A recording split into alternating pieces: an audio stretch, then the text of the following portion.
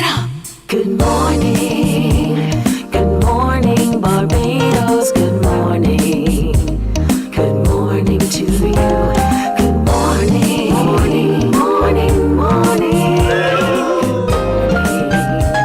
Good morning to you. Good morning. Morning, Barbados. Good morning. Good morning to you. Good morning. Morning, Barbados. Good morning. Wake up, wake up, wake up. Morning to you. Yes, indeed. Good morning to you, and thank God it's Friday. Friday, the 8th of May, 2026. Good morning, everyone. I'm Pearson Bowen, welcoming you to the start of a new day and the end of a work week for many of you. Perhaps it's just another day, but whatever it is for you, let's make today another opportunity for you to make a difference. I always remind you, first, love God, then love others as you love yourself. Those are the two greatest commandments indeed. If you follow those, life becomes much more meaningful. So to those of you joining us on our streams on Facebook, YouTube, and our website, cbc.bb, a very special good morning to you as well. Welcome. Remember, share the show, have your conversations, and then have your conversations with us as well. We love to see your comments on what we do. And if you know of something or someone who has a story to tell because you know about it, guide us by sending us an email. Tell us about it. You think it needs to be featured on Morning Barbados? Tell us about it. That email address is morninbarbados@cbc.bb. morninbarbados@cbc.bb. We thank you for doing so. So yesterday was the massive queue in the community held in St. Lucie at Checker Hall playing field. Thank you, early morning wall crawlers, for hosting a really, really good day yesterday. And also, remember, Mother's Day is coming up on Sunday. That's right. So you younger ones, perhaps I want you to take the time today to consider, before the weekend really truly starts, what it is that you want to do to celebrate Mother on Sunday for Mother's Day. Church is a must. I know for you, lunch is the must, but I'd love very much for you to start your day in church first. Then you can take mommy to lunch and have your time of your life thereafter, but consider it very, very seriously indeed. Coming up next week, Tuesday, is the Dean's Lecture in the Grand Salle of the Central Bank. We want to encourage you to be a part of that. Dr. Henderson Carter is going to be delivering a very interesting lecture there, looking at the movers and shakers over time and how it relates to our religion. It's the Dean's Lecture. Don't miss it. Then on Wednesday at Bethel Methodist Church, the Sarah Ann Gale Memorial Lecture, the 18th, will be delivered by His Excellency David Kamishang, Barbados Ambassador to CARICOM, looking at John Wesley's thoughts on Methodism and slavery. We'll talk about that a whole lot more as we draw nearer and nearer to those days indeed.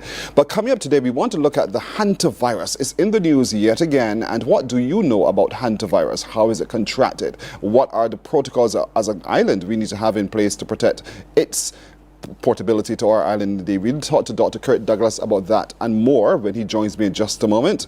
Also today, there's been a lot of discussion nationally about the quality of our roads.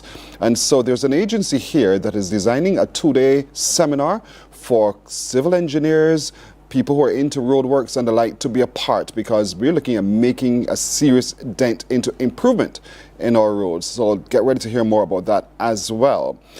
I'm telling you, Barbados is truly the culinary capital of the Caribbean, because another Bajan has traveled the world and another Bajan has once again risen to the top. He's the best in.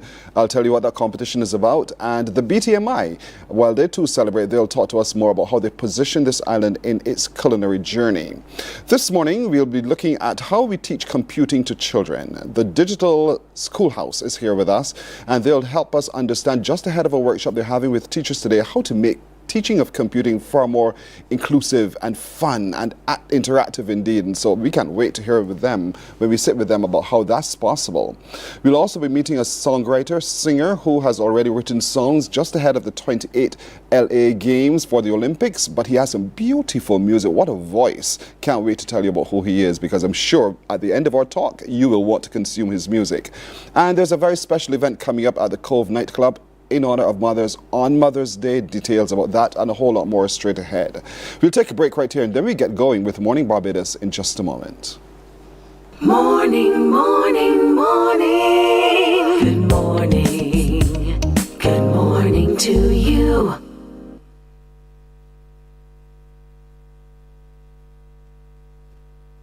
We the best music. Are you ready to turn it all the way up?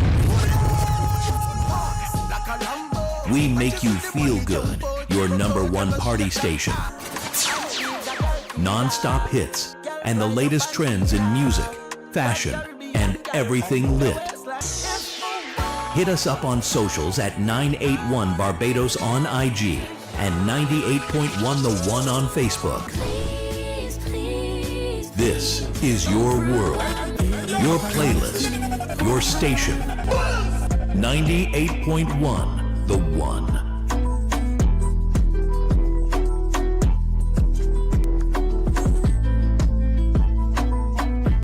Books open your heart, your mind, and your soul. They are educational, entertaining, inspiring, and motivating. Are you an author of a recent book you want to share? Then Mornin Barbados would love to feature your book in our The Next Chapter segment. Send us an email to morninbarbados@cbc.bb. That's morning without the G. Come and let us turn those pages together. Some ask, what? Morning, morning. Good morning. Good morning to you. Let's take a look at hantavirus. I asked the question at the top of the show. I ask it again. What do you know about hantavirus? What do you know about how it's transmitted, and what is Barbados doing to protect its borders so that we protect our people? We're joined by Dr. Kirk Douglas, who, as you know, is the director of the Center for Biosecurity Studies here in Barbados, and he is the expert who helps us understand when it comes to these kinds of matters, how we respond. Dr. Douglas, good morning to you. Hi, good morning, Pearson. Good morning to all the viewers and listeners. Let's start with the first question. What is hantavirus? Okay, so hantavirus is a rodent-borne virus that's transmitted through contaminated aerosols. When the rodent that's infected excretes either urine or feces, then it can contaminate dust, for instance. And if you inhale the aerosols of that contaminated dust, you can become infected by the virus that is shed in the excreta of the rodent. You means human beings. Yes, you being human beings. So you become exposed. So think of leptospirosis and the same way in which you become exposed. If something, a rat urinates somewhere, you have an open cut, etc., you can get the infection. Although leptospira is a bacteria as opposed to a virus, two different pathogens. But again, it is exposure to infected rodents. Is this unusual to Barbados, this situation, or is there any reason why we should be fearful of or concerned about? Never fearful. I think there should never be panic. I think it should be more a signal for preparedness rather than panic. Barbados has had a history of hantavirus for several decades. That's where I actually started my research in the summer of 2000. I spent my summer chasing rats and hunting rats. That has brought me to where I am now, so I'm so thankful. But the type of hantavirus that we have in Barbados is different from what is currently in the outbreak that you see unfolding before us. What is currently unfolding before us is the strain the Andes hantavirus, which is a totally different rodent species, which we do not have in Barbados. I don't believe we even have it in the Caribbean. Although there may be some related species in South American countries like Guyana, Suriname, and I think to some extent Trinidad and Tobago. But the rodent actually defines the hantavirus species or strain.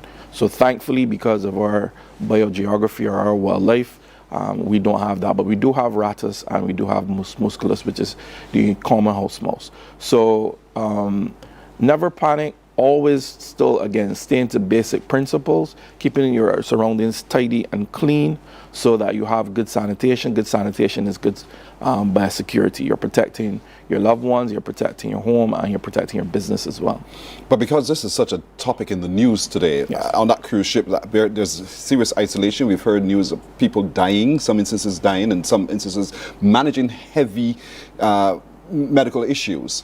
Yes. Talk to me about how once we inhale, well, they inhale or we inhale, what happens to the body? Okay, so when you inhale an infected aerosol, the virus itself will attach to your respiratory lining, particularly within the lungs, right? And that is where the virus makes entry. It goes into your alveolar cells, which is the small little sacs in your lungs that exchange of oxygen occurs.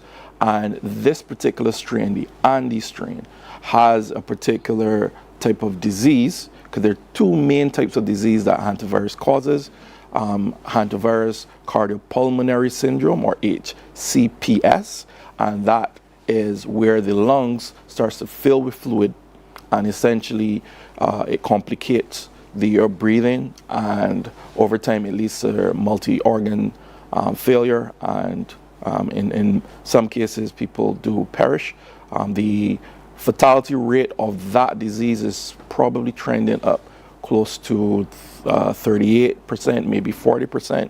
So that is one of the key features of HCPS, and why this outbreak, even though it's rare, is still serious, but it's not you don't push the panic button. You always think about, okay, how can we prepare? And this goes for any zoonosis or any disease that is transmitted from animal to humans. The interesting thing is that in Barbados we have what we call hemorrhagic fever with renal syndrome, HFRS, and this clinical presentation is very similar to dengue or influenza. So persons who have flu-like symptoms or dengue-like symptoms, then there is a test that is done at the Bastos Santos laboratory, which is the public health lab, and they would do the differential diagnosis using maybe a blood sample, and they would either test for antibodies or sometimes the molecular test to find out what is the actual causative agent. And HFRS does not have the high fatality rate. It's very low, I think between 2, maybe 5%. And in Barbados, we've had cases of HFRS for, like I said, since the 2000s, where Professor Levitt, he was the director of the leptospira laboratory at that time, and we've done a lot of work in that area. The WHO has rated this at level 3. What does level 3 mean? Well, level 3 means, obviously, this is, again, as I mentioned, this is a rare infection, but it is also very serious. A fatality rate of 40% is nothing to sniff at, so you don't want to contract it because there's a large probability that you could die, and so that's why people are, very careful. You would see the healthcare professionals, they are suited up because close contact is where for HCPS it becomes critical. There was a study done, I believe, published by the New England Journal of Medicine, where they found a similar cluster outbreak, because this is not the first time and this has caused this type of outbreak. And they actually tested, I think, about 476 contacts, household contacts of people who were infected, and they found about 16 of those contacts that actually contracted. So it's about 17% in terms of being close to someone and you actually contracted. So it's not like really high, but still you would want to exercise caution and put infection practices in control practices in place. Well, let's look at that human-to-human transmission you just mentioned, and then we are so knowledgeable of COVID-19 and what one has to do to be able to protect oneself from being infected by COVID-19. Those protocols that we employed then, should those be protocols we might want to consider now? I think what we have to kind of delve back and zoom out. Let's analyze this particular teaching moment that Andes has provided for us. And I often look at this through the lens of biosecurity, and it really starts with human behavior. If you look in the history of what the records show so far, 2 persons actually visited a landfill to go bird watching, and it's reported that that is where the first index cases contracted hantavirus. So that decision by those 2 persons to go to a landfill to go bird watching, they were exposed obviously to undoubtedly to rodents, because landfill garbage, as I mentioned, that's why you have to keep around clean and tidy, because if you leave garbage around, you attract rodents. And that then led to a cascade. They went back to the cruise ship, and then onward transmission is suspected, is expected to have occurred. And so I always see this as really an issue of human behavior. Human behavior before, like I said, the decisions that you make will lead to exposure. Then the decisions you make after, in terms of, the close contacts that you have, how you mingle, how you mix, that also then determines it. And then when you look at during the actual outbreak, how it is communicated, because it's very important within risk communication that you don't push panic buttons, you do not have misinformation or disinformation, you don't want to escalate anxiety, and so it's very important that the reporting is done in a manner that is consistent, but is also shaped to change behavior for the good, so that people are very knowledgeable of what they have to do and how they have to do it. That's a good point at which to take a break. When we come back, I want to look at what is Barbados doing to protect its borders, because we are a destination that is highly sought after and people move. So we'll talk about that and more with Dr. Kirk Douglas right after this. Morning, morning, morning. Good morning.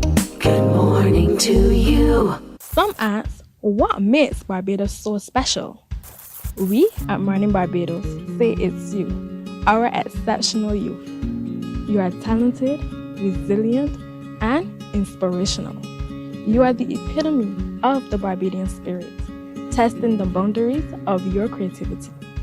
If you are an entrepreneur, artist, baker, designer, author, or have done anything you think should be highlighted, email us at morninbarbados@cbc.bb. Let us show the world our exceptional Bajan youth. There is a saying, you can find a Bajan anywhere. Are you a Bajan living abroad? Or do you know of one who has migrated to another country? Well, we at Mornin Barbados would love to have you or them on our Bajan Affairs segment. Share your amazing stories, experiences, and how you have adapted to a new culture. Send us an email to morninbarbados@cbc.bb. And together we will travel the world. Morning, morning, morning. Good morning. Good morning to you. We're looking at the hantavirus, which is a part of a family of viruses. In this instance, we're responding simply because of the story that's been in the news about what's happening on a cruise ship where people have been quarantined, but some have died. And then their contact tracing is employed to be able to get to the root, literally, of the matter. But cruise ships, Barbados is a cruise destination for a lot of people. How are we protecting our borders? Dr. Kirk Douglas, who is the director of the Center for Biosecurity Studies at the UWI Cayfield campus, is with us. And so, let's look at this now. Given our positioning within the cruise industry as a destination of choice, what is Barbados doing, or what can Barbados do to ensure that we are able not just to prevent, but to manage, if there's a possibility of? So remember what I said in terms of the P's. Panic, no. Preparedness, yes. So preparedness is more than simply building infrastructure or equipment. Preparedness is really about people, because you have to strengthen your systems, yes, but people are very instrumental to the real functioning of your systems. So, for instance, we at the center, we have our postgraduate programs. I would have mentioned it last time I was here, and we are expected to start in September. And so we would have to train, but not only train public health. You're looking at veterinary services, you're looking at customs, you're looking at border health, you're looking at even within schools, because obviously you want the children, it would not be the same type of material, but you want to sensitize also kids so they can go back home and tell their parents, you're doing the wrong thing, you're doing the right thing. That always is effective. But that is how you build resilience. Resilience is, and preparedness doesn't happen overnight. It is, an iterative process. It happens in stages, and you go from pillar to post. What we've been advocating for is, in terms of this situation, this scenario, doing a lot more scenario planning. So emergency management, again, is another sector that would have to undergo some training to be understanding of what goes into really preventing, as you mentioned, rather than reacting to. I often use the example of hurricanes. We have a lot of experience with preparedness for hurricanes. But again, if you don't have the right human behavior, it can undermine the best laid plans. And so understanding how all these systems interact, and what levers that you need to push to ensure that you keep this is a well-oiled machine in terms of preparedness, in terms of prevention. And I know CARFA, for example, they're a very good partner. We've been working with them to try to not only prepare Barbados, but also the Caribbean, because within the Caribbean cruise tourism industry, but it's not only cruise tourism, because persons on the cruise also took flights as well. But again, this is nothing new. This is what is expected. So the challenge for us in Barbados and the challenge in the Caribbean across the world is how do we prepare? So we have wastewater surveillance. Wastewater surveillance has emerged during the pandemic as a really ideal way of understanding what's going on without putting the added pressure on people. Swab here, swab there, going to get a test. You test the water, you'll see what's there, because people can always find very novel ways of circumventing those systems. And then you have to look in terms of vector. Right now it's a rodent, so you also have to do wildlife. At the center, we purport for a One Health approach. One Health approach is not only looking when it is in the hospital. That's the final stage, but you have to go higher up the chain. You have to look at rodents. You have to understand what's there. That was part of my PhD study, and that's why I know a bit about hantavirus and rodents. And so you have to build this knowledge, you have to build this expertise, and you have to train others so that this expertise is also shared within the professional cadre of people, but also within the lay public as well. We keep saying rodents, and we settle, okay, we just focus on rats. But animals interact still. Yes. And so the dog will go into the space where the rodent was, and the dog will lap it up, as we Bajans tend to say. And then the dog comes to our house and jumps into our laps and begin to lick us. And saliva is going to flow. Yes. What's the danger there? Well, I mean, with any animal, animals have their own subset or set of microbes. We call it a microbiome. And because they interact with the environment different than we do, it's going to be different from us. And depending on our susceptibility, whether this is due to our immune system, we can then contract a whole range of zoonotic diseases from animals.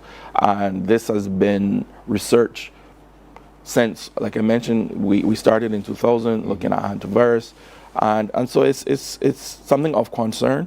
Again, you just identified human behavior, allowing a dog to lick you. It is driven by culture. It is driven by personal choice, because there's some people who actually have pet rats. You would not believe that someone would actually want a rat as a pet, but that is now emerging globally, and that's how, for instance, monkeypox emerged in the U.S. And so again, I reiterate that human behavior really underpins a lot of the origins of outbreaks. And so we have to go beyond simply the public health and the STEM, and also look at the social sciences.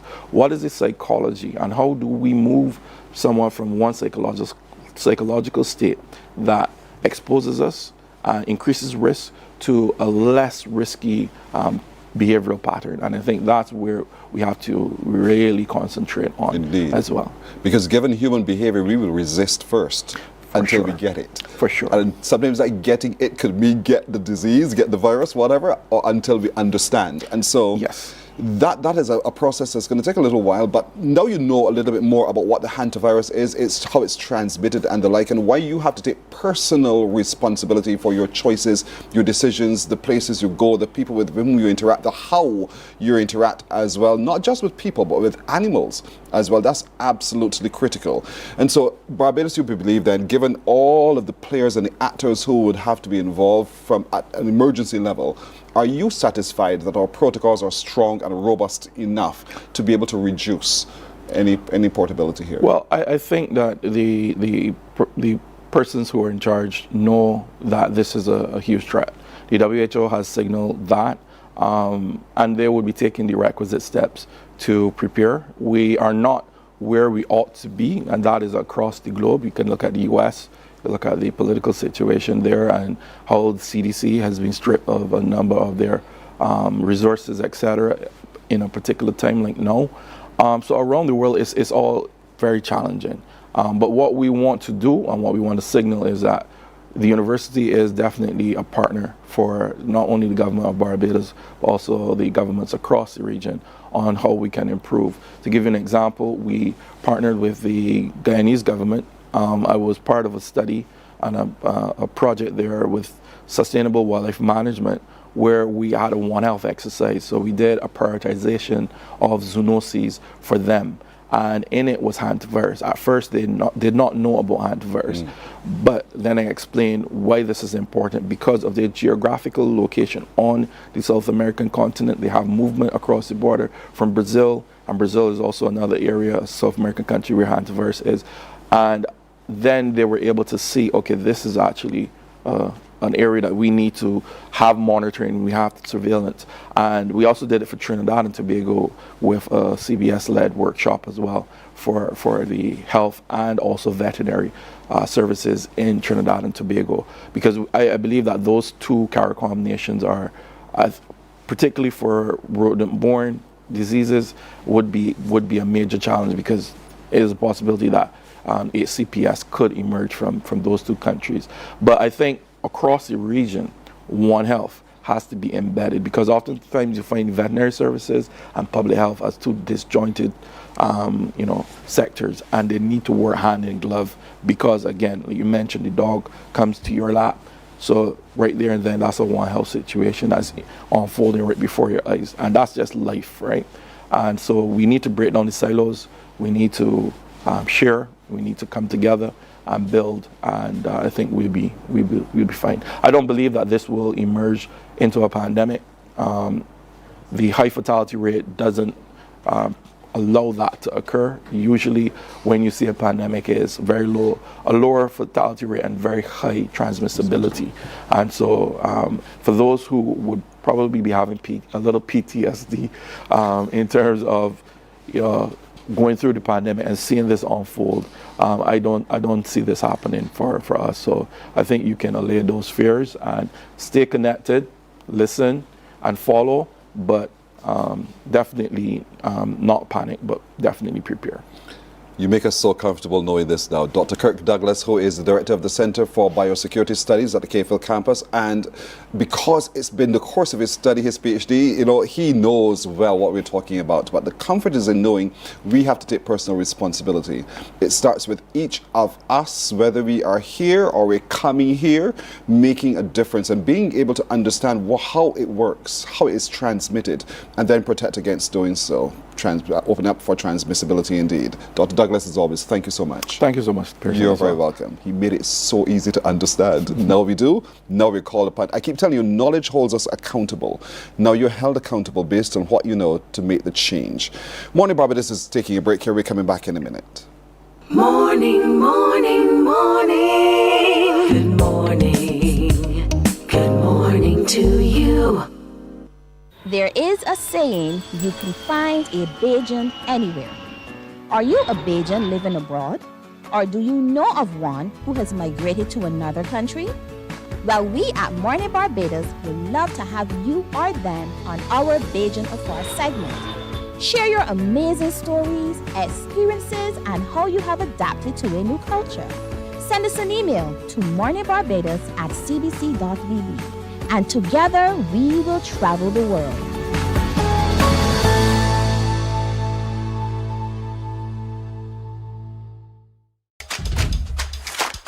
This is where Barbadian football lives.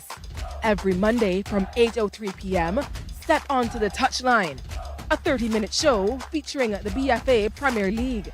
Join Anmar Goodrich Boyce and Damian Best as they review the action, the goals, the grit, the glory, and the stories shaping the league. From kickoff to the final whistle, this is your front row seat to Monday Night Football. Touchline, bringing you closer to the BFA Premier League. See you on the Touchline, live on TV8. Touchline, sponsored by Dasani. Live first, Dasani after. And Powerade. Pause is power. Preserve your personal priceless memories. Here at CBC, we transfer VHS, DVDs, Beta, U-matic, and DV cam tapes to modern digital formats. Safely, quickly, and affordably. Call CBC on 467-5437 to get started. In just 2 weeks, your memories will be ready to relive and share again.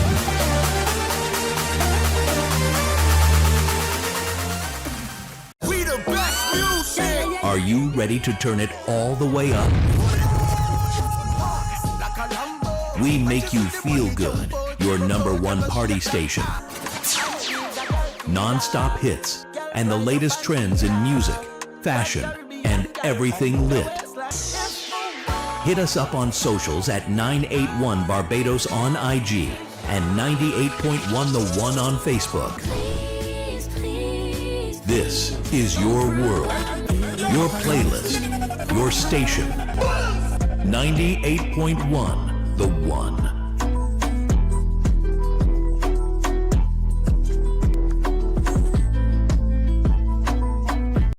Books open your heart, your mind, and your soul.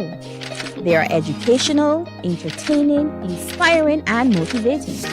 Are you an author of a recent book you want to share? Then Mornin Barbados would love to feature your book in our The Next Chapter segment.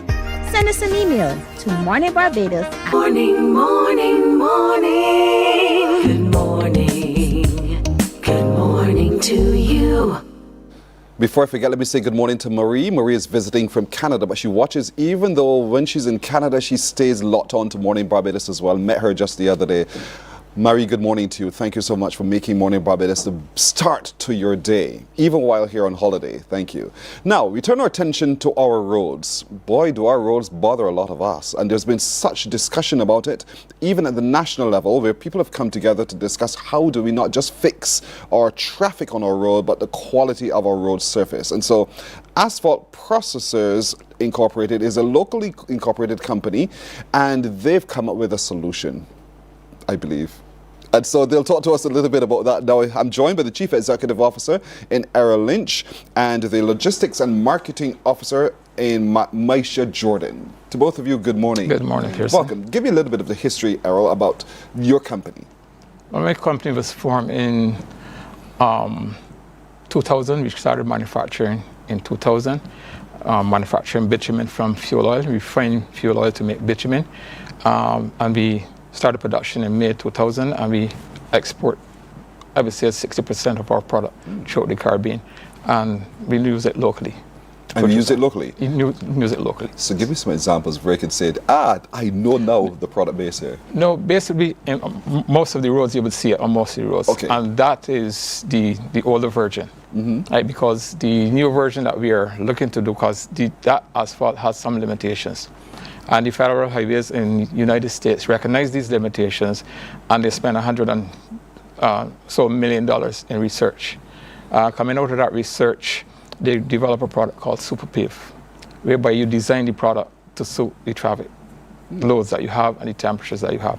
So, given coming out of that research, what they've done is look at the product and the product that they design.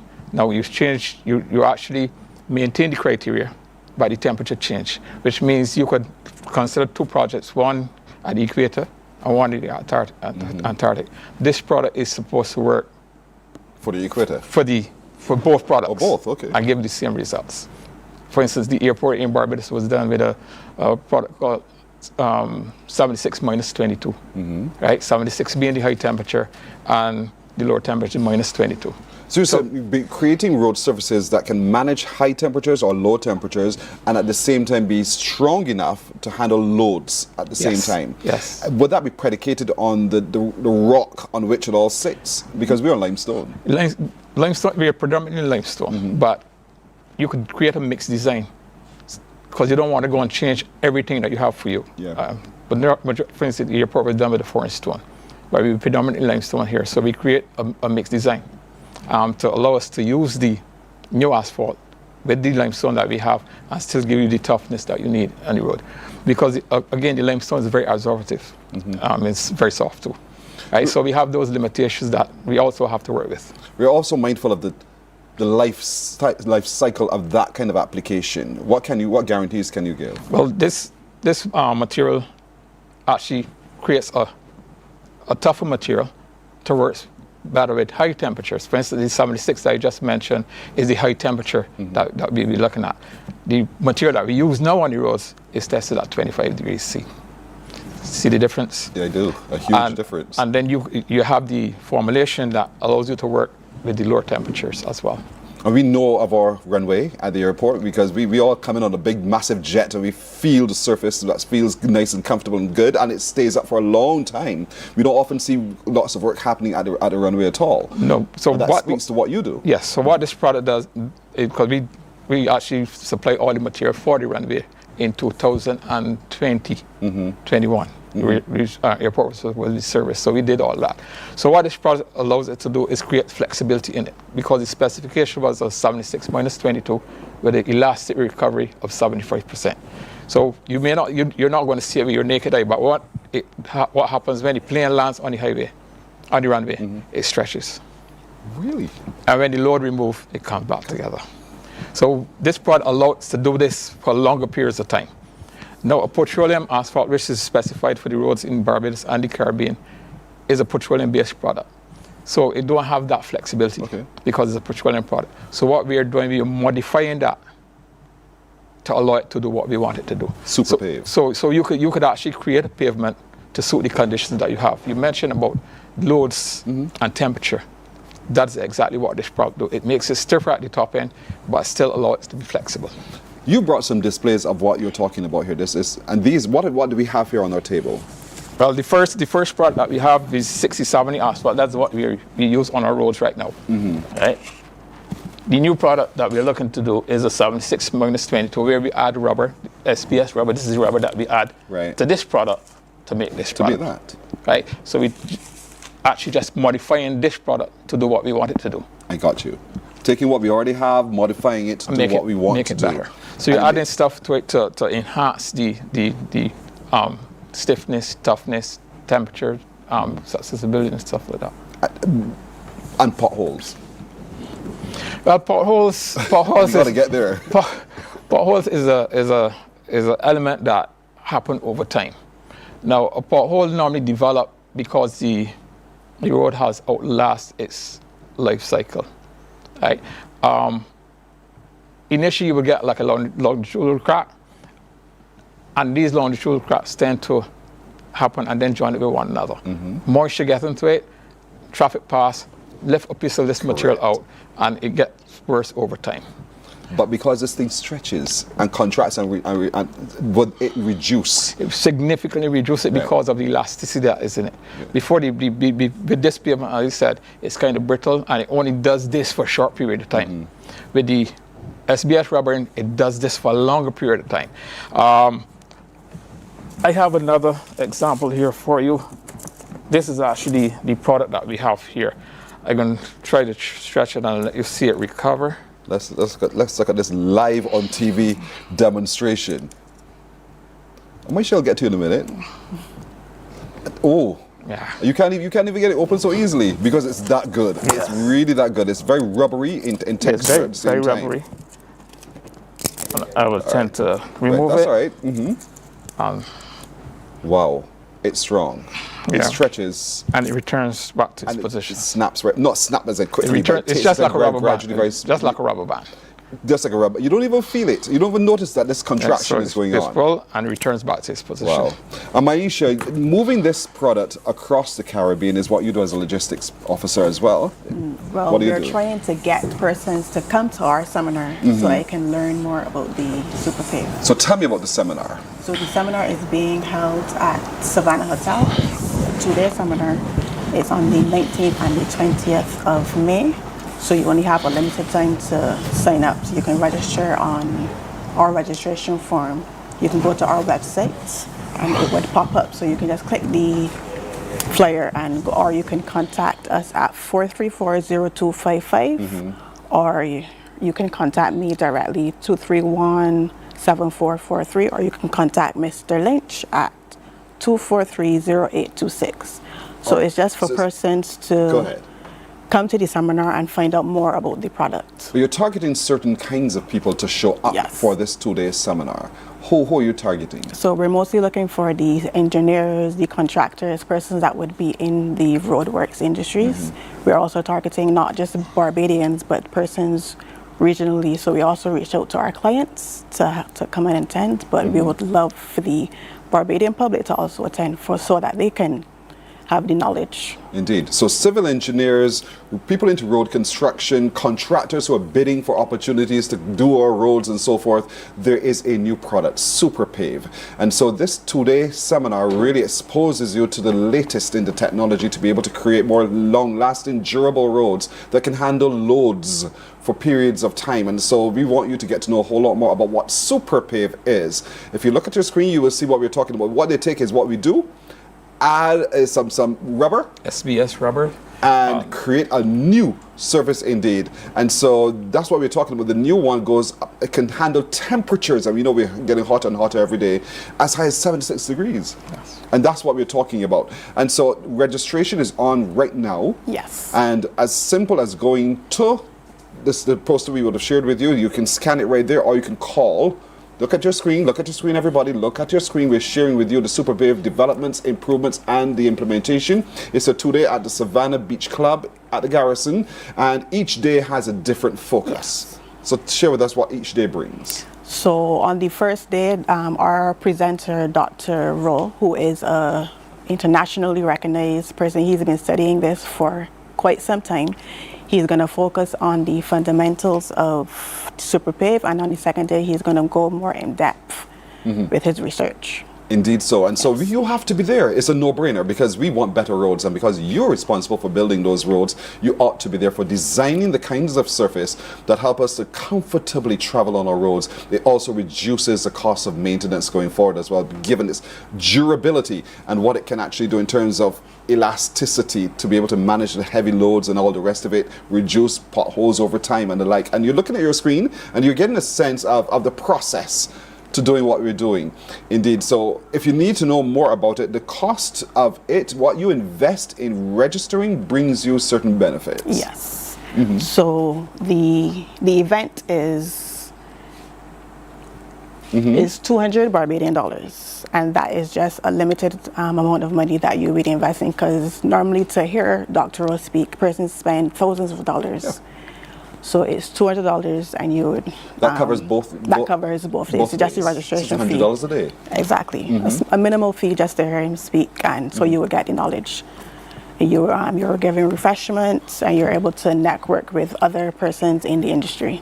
Indeed so. So this is important. So as we say, don't dilly-dally, folks. This is big. This is big for Barbados, and this is done by Asphalt Processors Incorporated, and they're inviting all of you who have an interest in how our roads work, from the civil engineer to the project managers, the government public officials, material labs, technicians, consultants, all of you who are into how roads are built in Barbados. This is truly really a seminar you have to be a part of. Indeed. All of this comes while the featured speaker, Dr. Jeffrey Rowe, shares his expertise and his knowledge about the surface and the products that we're using and we're introducing to you now. So you need to register as quickly as possible. It's the 19th and 20th of this month. Today is the 8th. So you're just a few days away. So grab that opportunity to register right now. You can contact Maisha at 231-7443.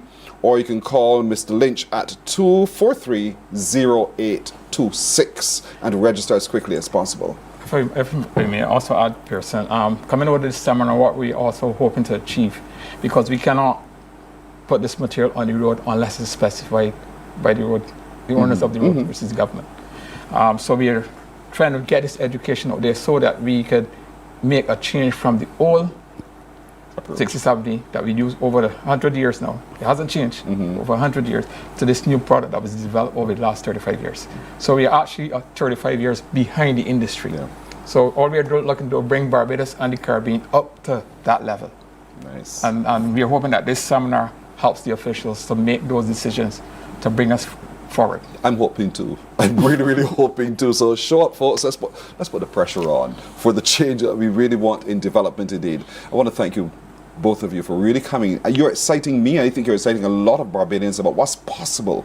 And because we all fret about our roads, the conditions on our roads, and look, we have a product that can actually make a meaningful difference. It's Super Pave. You want to look at its development, the improvements, and the implementation, all that's possible in Barbados as it comes to road management and road surface management indeed. And so this seminar is just the beginning, but our showing up and being a part of it helps to accelerate the pace at which we can actually begin to implement it on our road surfaces as well. With all the road works that's going on, this is needed right now. Thank you so much, Mr. Lynch, Chief Executive Officer of Asphalt Processors, and Maisha Jordan, who is the Logistic and Marketing Officer. Thank you so much indeed. Thanks a lot. You're welcome. Morning Barbados Spirits here. We're coming back in a minute, folks. Morning, morning, morning. Good morning. Good morning to you.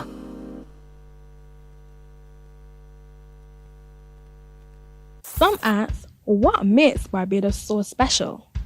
We at Mornin Barbados say it's you, our exceptional youth.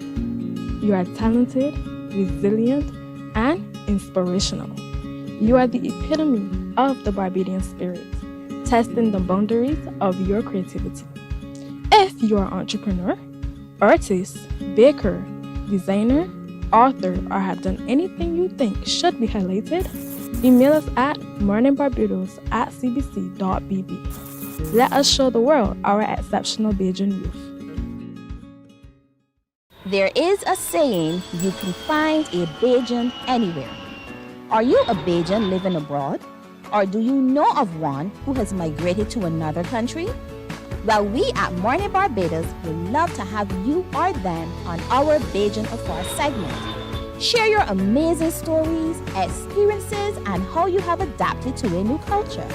Send us an email to morninbarbados@cbc.bb, and together we will travel the world.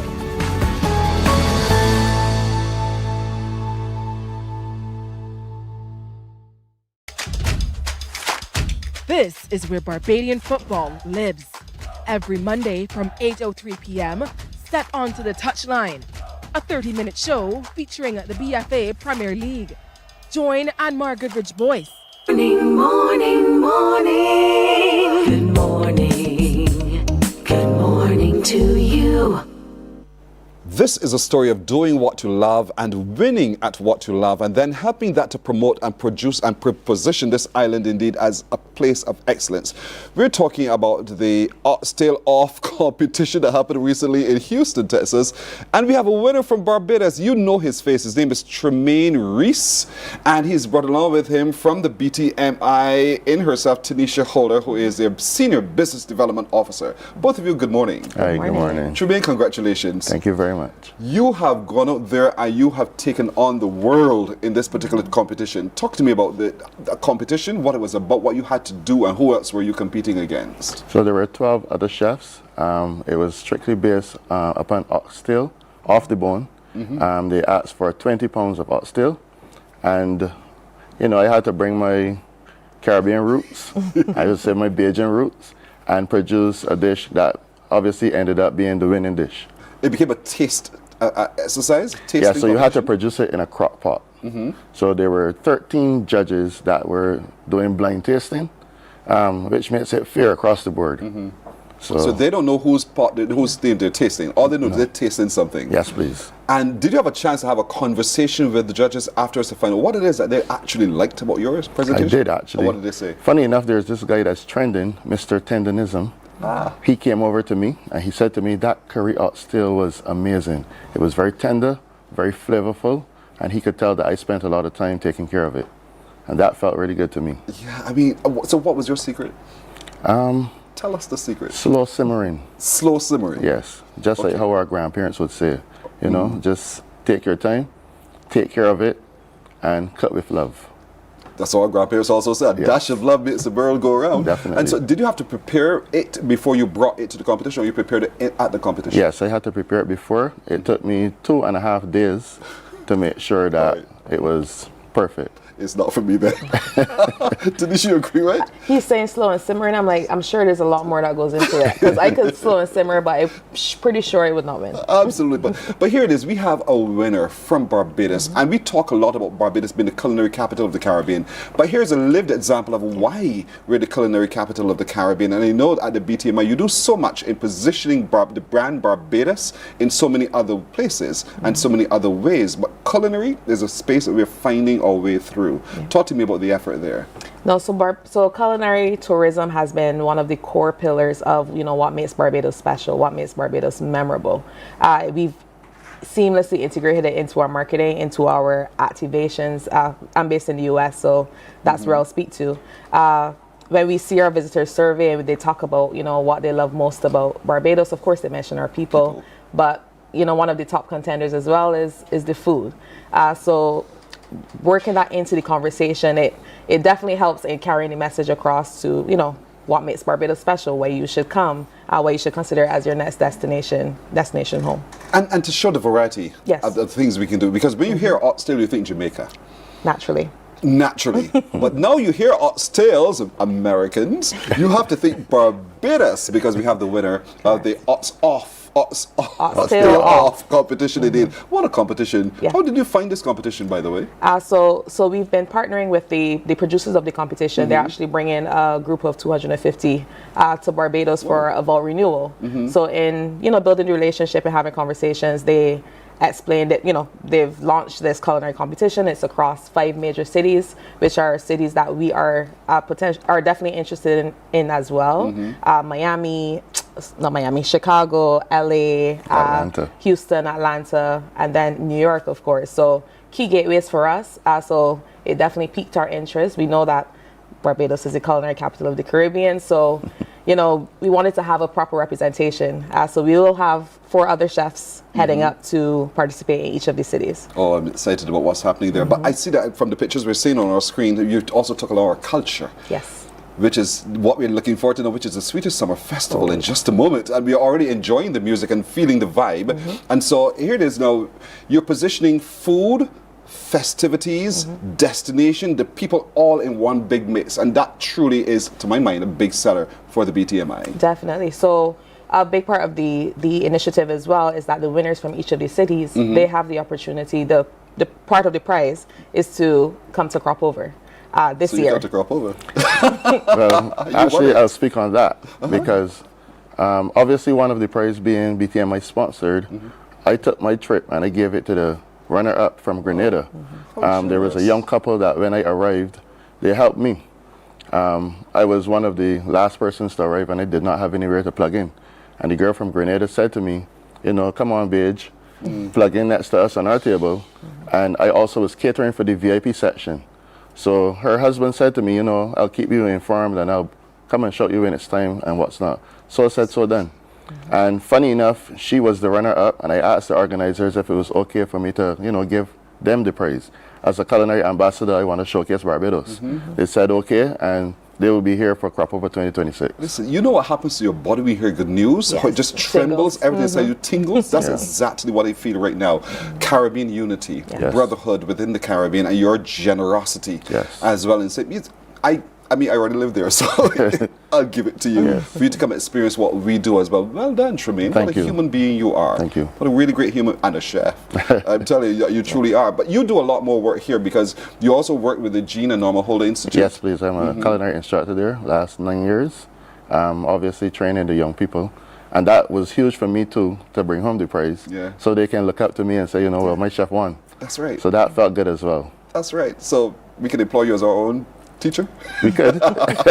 Indeed. But in terms of what the BTMI now will do, having won this, and so clearly we've sent our message across the globe that Barbados has the best chefs. What else is the BTMI doing in terms of taking this win to further talk about who we are as a people and as chefs and our culinary industry? So we're definitely, this conversation is definitely a big part of what we're doing, amplifying the messaging here locally, but across our key markets as well, we are continuing that story. we say, we use the term culinary capital of the Caribbean, and we always, we qualify it. We have the most dining options per capita than any other Caribbean destination. Beyond that, we're able to add to it, and the best chefs, So these opportunities are they're great for us as a destination. And so Barbadians everywhere, you ought to be very, very proud about this indeed. We have the sweetest summer festival, we have the best chefs, we have the most warm and inviting people in this region. We also have some of the best climate because we make you a promise, if it rains more than a certain number of days, but it doesn't happen like that because you're coming to a destination where you're guaranteed to have the time of your life. And so that's what we're talking about here, celebrating our people. Pat Ben, who's watching from the United States online, our commenters are saying, congratulations to you, Tremaine, for putting Barbados cooking out there. Pat, you agree with you. A lady video who's watching from somewhere else in the world said, beautiful, showing me Bajans show love. Indeed. And so that's what's about Pat Ben. Because said, well, and Tremaine, your kindness will go far. She sends her blessings. And so there are people all over the diaspora who are also all over the world, and they're not necessarily Bajans alone, who are now beginning to understand all that we have on this little island that we are sending to the rest of the world. We say, come see for yourself, come experience for yourself, get to know who we are and the excellence that we bring to your experience as well. And that's what we're talking about. But the BTMI is positioned in such a way to remind you of it. But what we are required to do, I believe, as people of Barbados from everywhere else, is to help that effort. Spread the word. And every time in your conversation and someone asks of you where you're from, be proud to say exactly where you're from. Sell the beauty of this island. And we'll all benefit from that effort as well. But we thank you for being a partner in what the BTMI is seeking to achieve and what Barbados is seeking to achieve as well in positioning. Tremaine went out there. He battled against 12 other or 11 other 12, right? And he won. And so there's conversation now about not just the flavors that he infused into his oxtails, but in terms of being able to invite others to Barbados as well. He's given up his prize to someone else from somewhere else to come see and engage in what we do as well. This coming to crop over though, for how long? Or they're just coming for a day? No, of course not. They're fully experiencing the festival, so they'll be here from Thursday through Wednesday. Oh, sweet. So they're coming to the sweetest summer festival. They are. One other thing too, as Tremaine mentioned, he catered the VIP. We had messaging speaking directly to the Food and Rum Festival, which we know kicks off in November. So as persons were tasting the food, if this is a taste of Barbados here in Houston, I want to have a taste of Barbados in Barbados. So it really did support the messaging of the Food and Rum Festival. That's fantastic. So we expect increased numbers there as well. We do expect. So folks, come find out, come taste for yourself indeed. And Tremaine, congratulations, my brother. It is good to see you again. I am even happier now knowing that you have won and that you were so generous. That's the part of, for me, that's what caused my skin to rise. The generosity that you've shown as well. And continue investing in our young people. The benefits of culinary arts, indeed so. But we've seen the other benefits as a nation of culinary arts. And thank you, BTMI, for your positioning with this activity and affording other Barbadians the opportunity to also, as this competition travels, to be a part of the competition, to show to the rest of the world how great we are. Indeed. Thank you so very much. Thank you so much. You're very welcome indeed. All right. Morning Barbados breaks here. We're coming back in just a moment. Morning, morning, morning. Good morning. Good morning to you.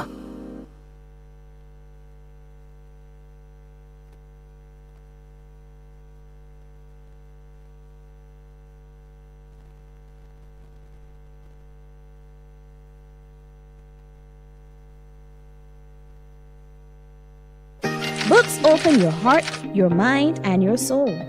They are educational, entertaining, inspiring, and motivating. Are you an author of a recent book you want to share? Then Mornin Barbados would love to feature your book in our The Next Chapter segment. Send us an email to morninbarbados@cbc.bb. That's morning without the G.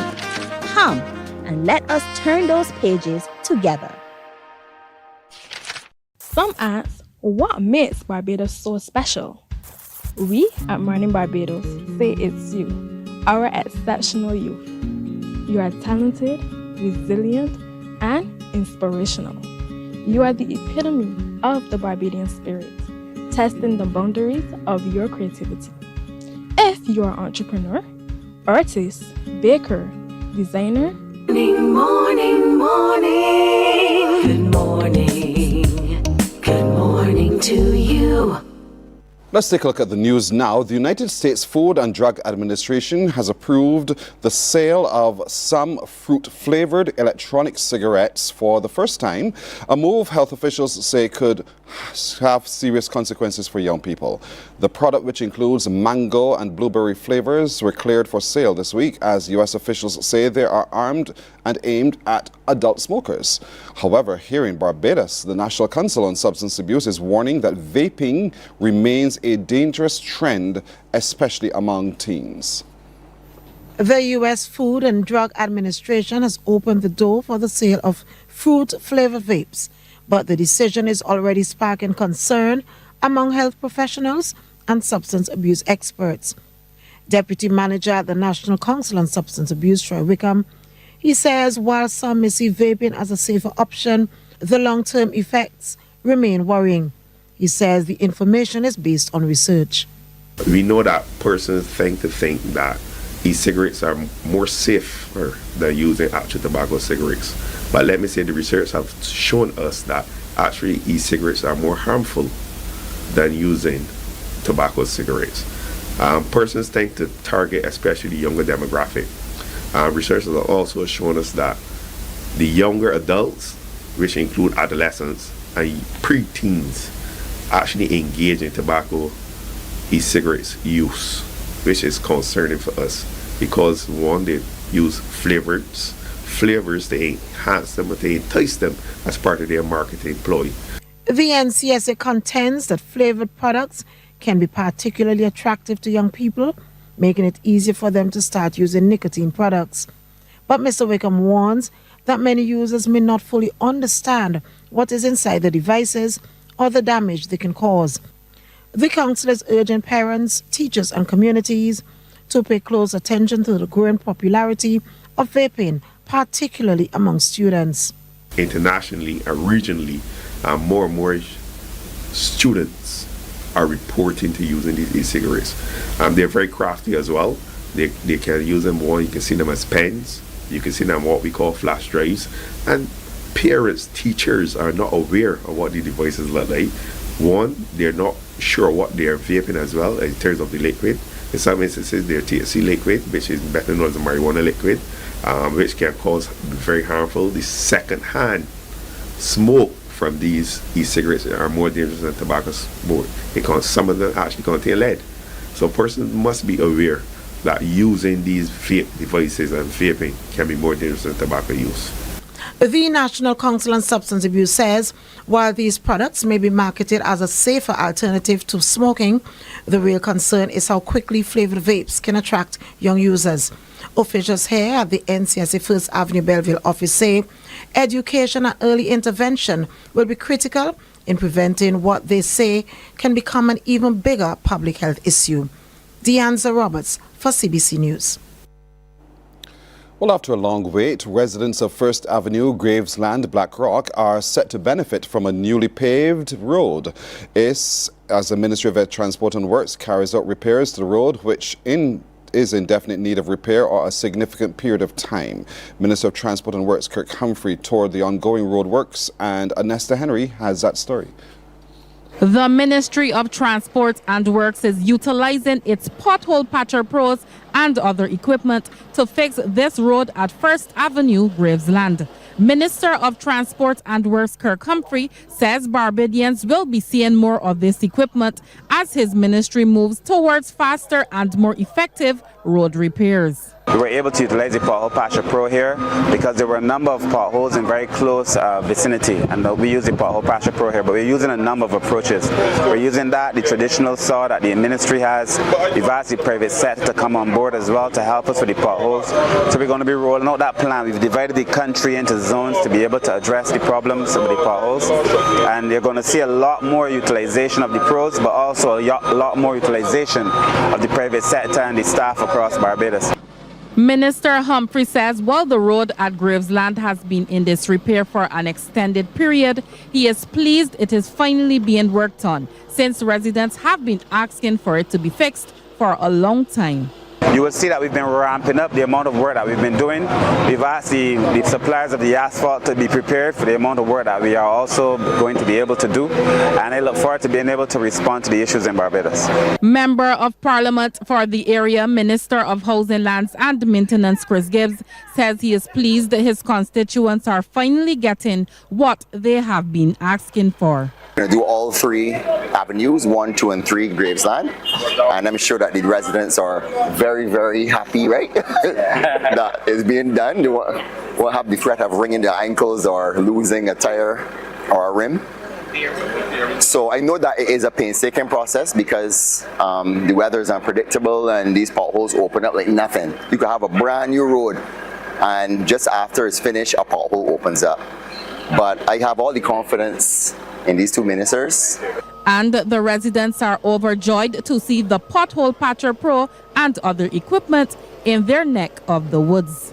I am so excited about this road being done because I have a very special little boy down at the end of the gap. He's a special need child, and we take him to the beach. And then when the unit come for him, it was real difficult for us to pass down there. I found Richmond Gap, but my business today. Okay. So going in and going out, when it open my business will be good for the people carry. Because when people carry fast, there it's dropping a scrape and match at the bottom of the vehicles. And I'm happy to know that it's doing that I can get in and out with my great-grand on the bus to go to school. The roadworks in that area are expected to be completed within a week. Onesta Henry, CBC News. The hantavirus is now in 6 countries. The World Health Organization has already confirmed that 5 infections have been identified among people connected to the cruise ship Hondius, as health authorities across schools in several countries race to trace and contain the outbreak. Officials presented a new original theory that the first case originated in Argentina. We get more details now in this CNN report. This was an expedition boat, and many of the people on board were doing bird watching. Turns out a bird watching tour may be the source of this hantavirus outbreak. According to the Associated Press, 2 Argentine officials investigating how this started said their government is leaning toward the idea that a Dutch couple contracted the virus while bird watching in the city of Ushuaia, Argentina, before boarding the ship. The AP reports the couple visited a landfill during the tour and may have been exposed to infected rodents. That 70-year-old Dutch man was the first to die on the ship, days after they left port in Argentina. His 69-year-old wife died about 2 weeks later. The rest of the people on board, including nearly 150 passengers, are now on a 3 to 4 day journey from Cape Verde to Tenerife in the Canary Islands. Spain has agreed to receive the ship there. Upon arrival, the plan is for all passengers to be taken to a nearby airport and sent back to their home countries. The 14 Spanish citizens will be examined and go directly into quarantine at a Madrid hospital. This is the country of Cape Verde in front of us, but it is forbidden to go down to it. This travel vlogger on board posted on social media about the predicament they now find themselves in. Today was supposed to be the last day of our 35-day trip on the Atlantic, but it is clear that our journey will not end here because Cape Verde refused to receive us on its coasts. Earlier today, this medical evacuation boat removed 3 sick people from the ship. On their way to the Netherlands, a source from Spain's health ministry told CNN that Morocco refused to let the plane carrying 2 of the evacuees land to refuel. Instead, it made an unscheduled landing at Gran Canaria Airport to do so. Now, President of the Barbados Amateur Basketball Association, Francis Williams, is grateful that the region's premier basketball tournament is back after a 7-year absence. Although confirmation of the FIBA Men's Caribbean Basketball Championship only came a couple days ago for a tournament that'll bounce off in 11 weeks, he's confident that the BABA will put all the pieces in place to ensure Barbados' participation in Guyana. All the Caribbean countries, especially the English-speaking ones, are happy to have some form of competition among the regional bodies. So everybody is pretty excited to get going again. In order to get the team ready, we have actually started some of the planning, because as much as we knew the tournament was on the schedule, there was still some uncertainty as to where it would be held and the conditions under which it would be held, and these were only confirmed within the last few days. So with that in mind, now we'll pull the usual pieces together. Well, in the 10-team tournament, Barbados has been drawn in Group B with Haiti, Grenada, the Cayman Islands, and St. Vincent and the Grenadines. The other participating countries are Guyana, Dominica, the Turks and Caicos Islands, Antigua and Barbuda, and Bermuda. Williams says although they now have to assemble the national players, the groundwork has been in train. The squad hasn't been in training, primarily because of the uncertainty of whether we would have the tournament or not. However, we have been fortunate having had competition over the last 4 years, and with the nucleus of the team returning, there will be some level of familiarity and continuity involved, same coaching staff, and most of the players, since we don't have a exceptionally large overseas talent pool, we expect that the bulk of the team that has been participating in the competitions we had over the last 3 years will be in place, and obviously, be open to 1 or 2 changes depending on the selection. Well, that's a look at news and sports. Until now, we'll have more news and sports coming for you at 12 noon right here on TV8. Morning Barbados is back in a moment. Morning, morning, morning. Good morning.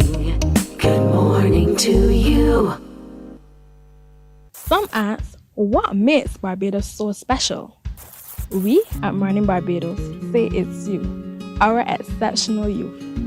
You are talented, resilient, and inspirational.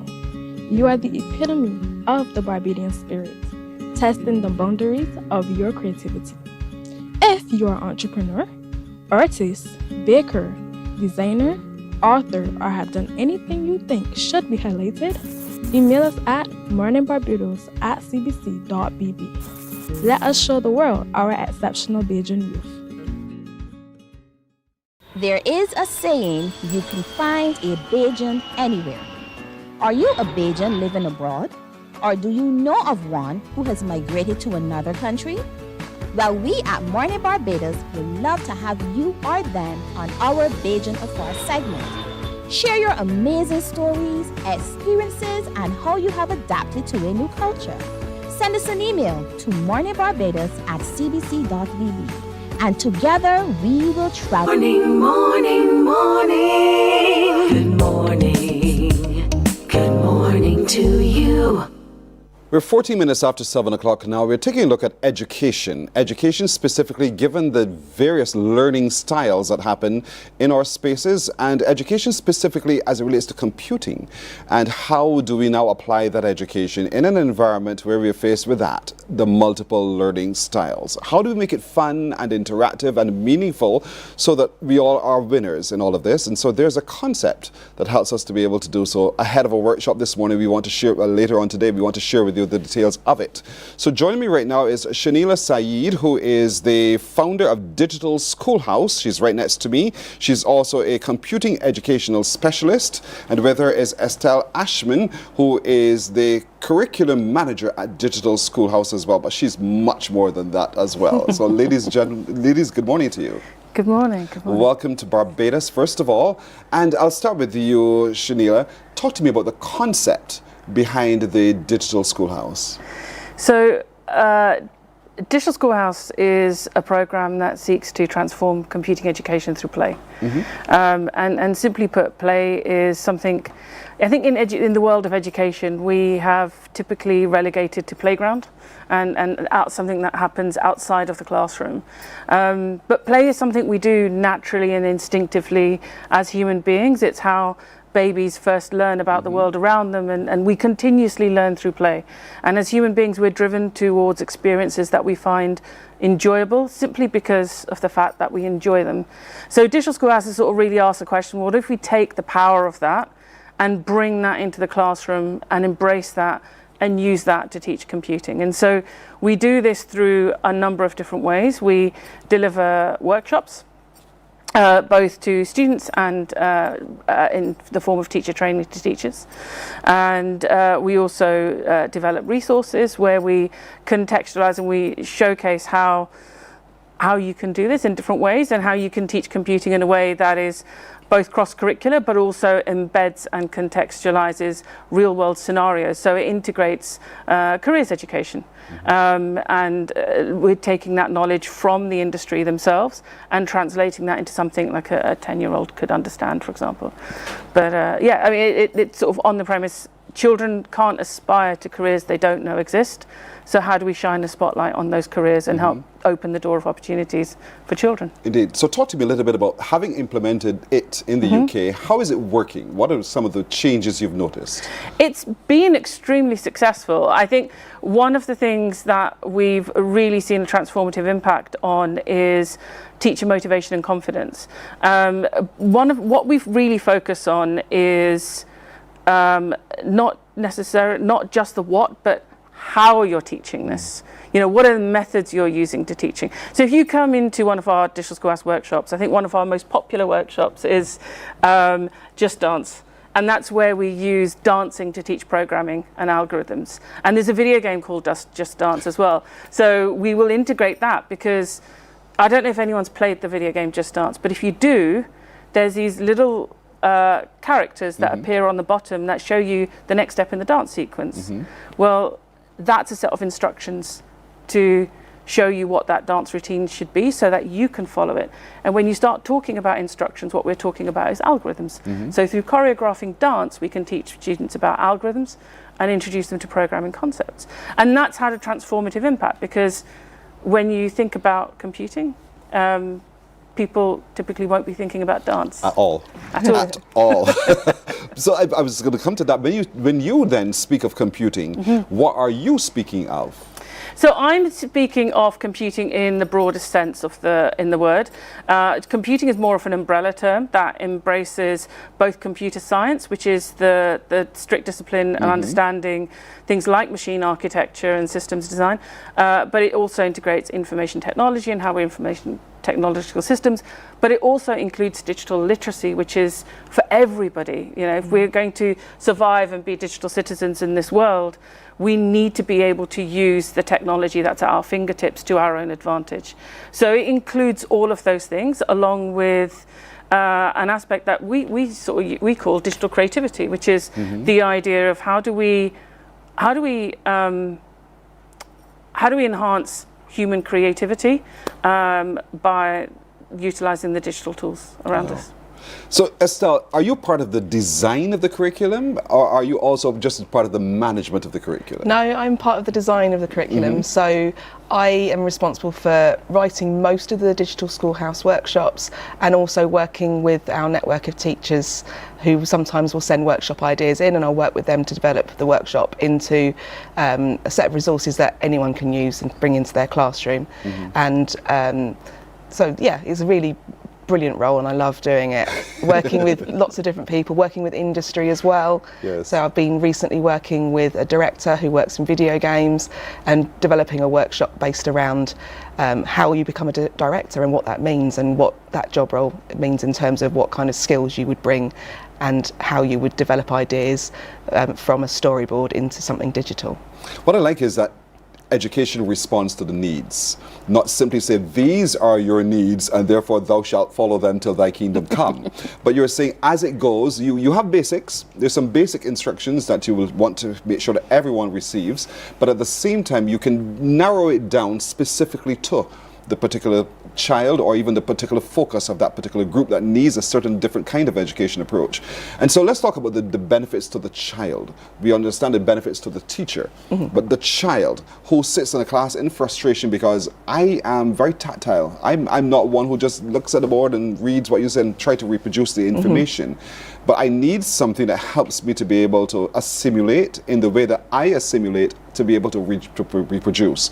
Is this designed in that kind of way for the teacher to help that child with? Yeah, very much so. We use a lot of what we call unplugged activities. So they're activities that are not just away from using the internet. They're also away from using devices completely.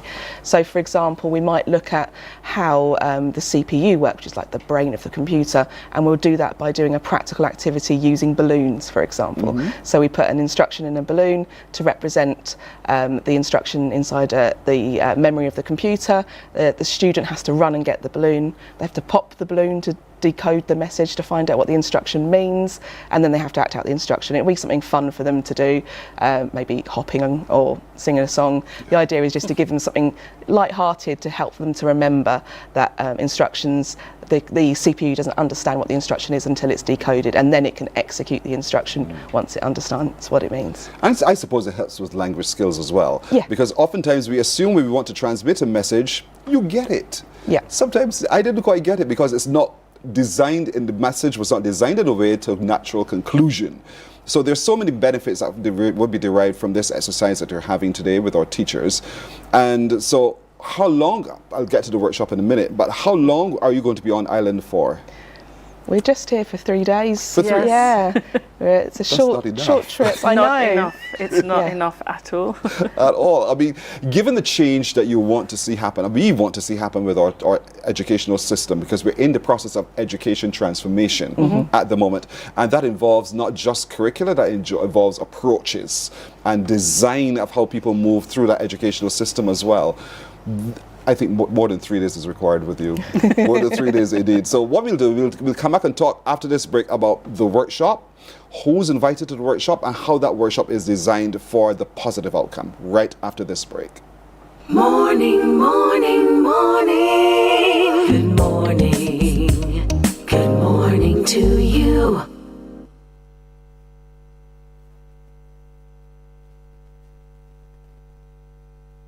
There is a saying, you can find a Bajan anywhere. Are you a Bajan living abroad? Or do you know of one who has migrated to another country? Well, we at Mornin Barbados would love to have you or them on our Bajan Affair segment. Share your amazing stories, experiences, and how you have adapted to a new culture. Send us an email to morninbarbados@cbc.vb. And together we will travel the world.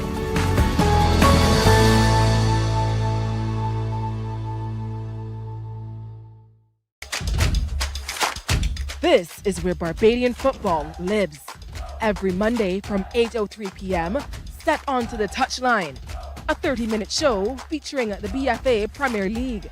Join Anmar Goodrich Boyce and Damien Best as they review the action. The goals, the grit, the glory, and the stories shaping the league. From kickoff to the final whistle, this is your front row seat to Monday Night Football. Touchline, bringing you closer to the BFA Premier League. Morning, morning, morning. Good morning. Good morning to you. 24 after the hour now, we're talking about a different approach to how we teach computer training in classes as well. And so the Digital Schoolhouse is on island, and they're having today a workshop for teachers and instructors and people who design curricula. All of that is for you. And so with me this morning is a woman who has founded the Digital Schoolhouse in Shanila Saeed. With her is a woman who manages curriculum and designs curriculum as well, Estelle Ashman. And so again, let's look at today's workshop. Tell me what we can expect today in today's workshop. Lots of laughter, a little bit of dancing. We will be talking about our pedagogical approach. We'll be talking about how you can use the power of play to teach computing, and we'll be talking about Max Computing, our curriculum series that's available, and sort of unpicking the book series, and so people can understand how to dive in and use it in their classrooms.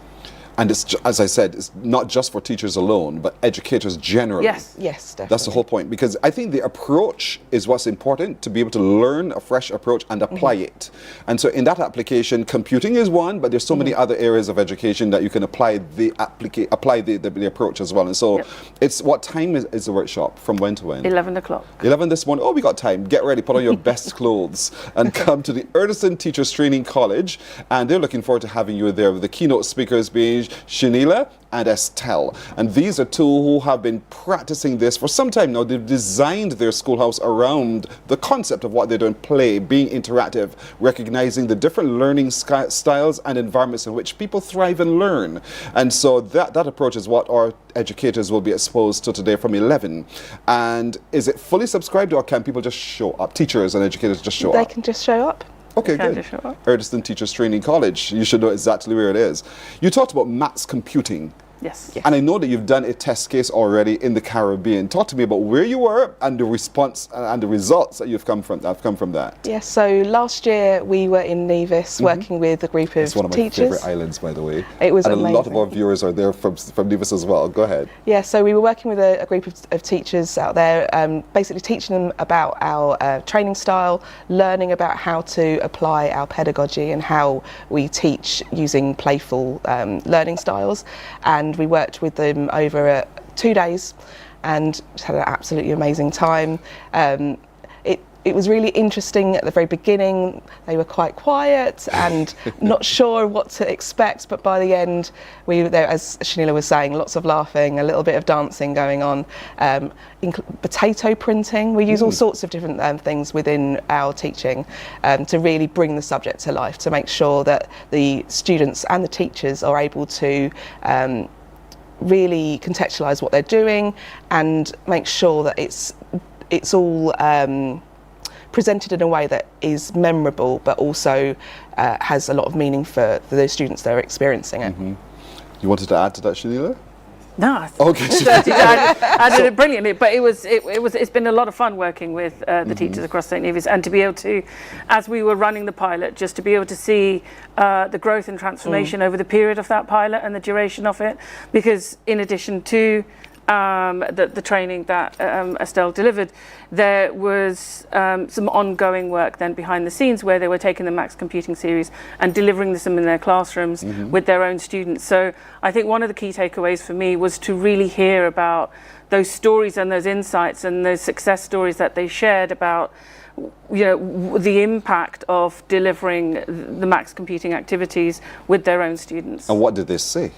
No, they were Those talking. stories. I'm curious about what the stories were. No, because they were talking about children being more engaged. They were talking about children being excited to come into the classroom and learn. And they were talking about children now being able to pick up and embrace concepts that they didn't necessarily imagine those children would even be able to grasp. And I think one of the themes that came through loud and strong was about when you use an approach like this, children's achievements will surpass your expectations. And that's good news. I think that's what we all as parents and caregivers really want to have happen. Our children are given the best starts. Yes. They're given the best ways to complete the journey of life indeed. And so the approach of maths computing helps. And that's what our teachers and educators will be exposed to this morning from 11 o'clock in the workshop that's coming up indeed. And we'll see the change we all desire as we seek education transformation. It's a 2-day, how long the workshop is? Just one day? Just one day this time, but I'm sure we'll be back again. I'm holding you to your words. I've computed that. I'm holding you to your words. I think we need it. Have you? So, is Barbados your second stop?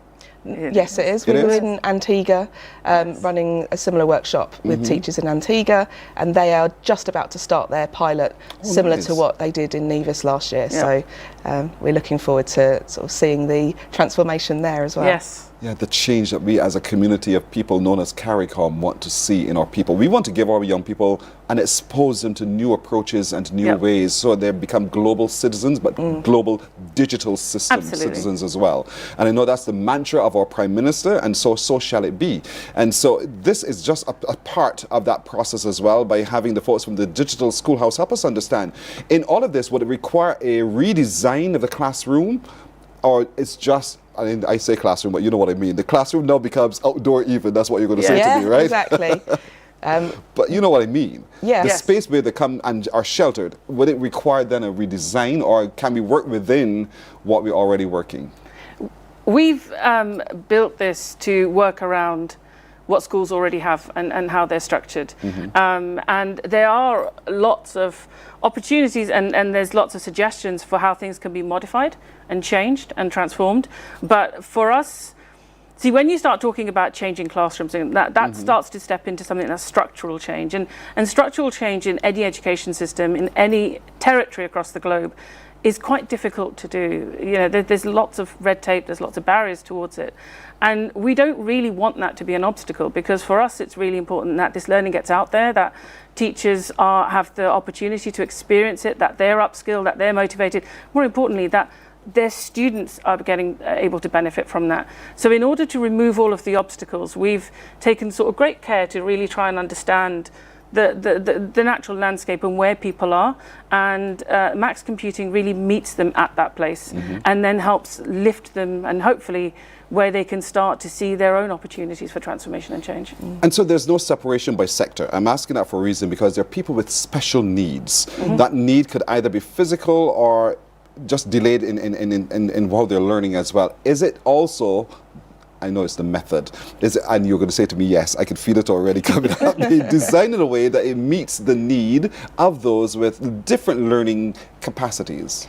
Yes, so I'm a teacher. I actually, normally I would be at home in the classroom right now, so, well, maybe not quite right now, but so I use Max Computing Series in my own classroom back in the UK, and we have students from every sort of walk of life, in terms of students with quite serious educational needs through to the brightest student who needs the challenge and the stretch.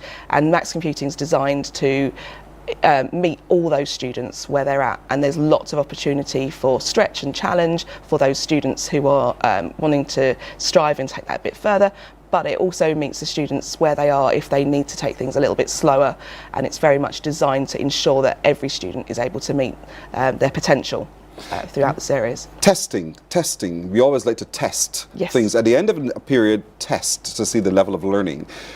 Is that testing also structured based on the potential, the possibilities from the particular child?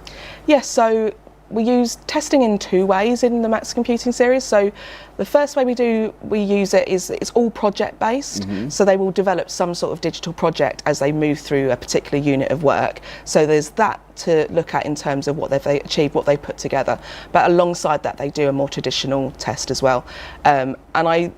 One of the things that Digital Schoolhouse believes very strongly is that you don't take things away from certain students, that you give all students the same opportunities. So although on paper a student might be a lower grade student, you don't give them opportunities to still go for those higher grades. So the testing allows for every child to be able to achieve the highest standards in terms of what they produce and answer in terms of questions. That's good, because we have autistic children, children with dyslexia, children who are Down syndrome. They have different needs and capacities, and so we want to be able to cater to everyone, because I believe education should reach everyone.